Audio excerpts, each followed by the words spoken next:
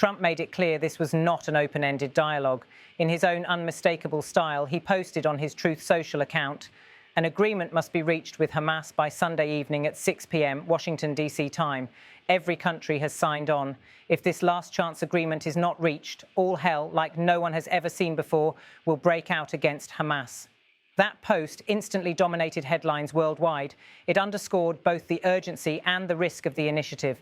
By setting a public deadline just 2 days away, the president effectively put Hamas, Israel and the mediators on notice.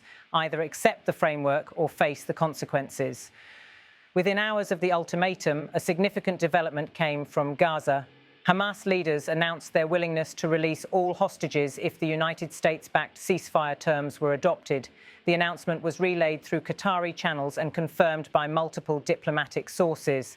For families of the hostages, some of whom have endured months of uncertainty, it was the first real glimmer of hope.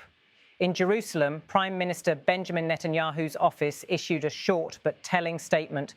Israel was preparing for the immediate implementation of the first phase of President Trump's plan to release all hostages. That phrasing suggested that Israeli officials, while still cautious, were willing to at least test the process Trump had set in motion.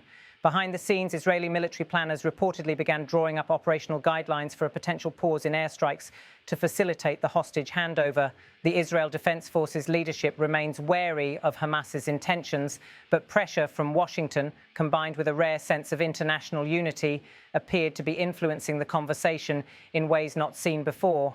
For ordinary people in Gaza, the president's words offered a distant but tangible sense of relief. For months, the enclave has endured relentless bombardment, the destruction of homes and hospitals, and a humanitarian crisis that aid agencies describe as catastrophic. Trump's explicit demand for Israel to halt the bombing, "We want this war to end and to see peace in the Middle East," resonated on streets where many had begun to believe the world had turned its back on them. The announcement also triggered a wave of reaction from across the Arab and wider Muslim world. In Cairo, officials welcomed what they described as a necessary course correction. In Riyadh, the Saudi foreign minister said the kingdom would support any plan that saved civilian lives and preserved regional stability. Turkish President Recep Tayyip Erdogan, long a vocal critic of Israeli military action in Gaza, called the Trump initiative a step that should have been taken earlier.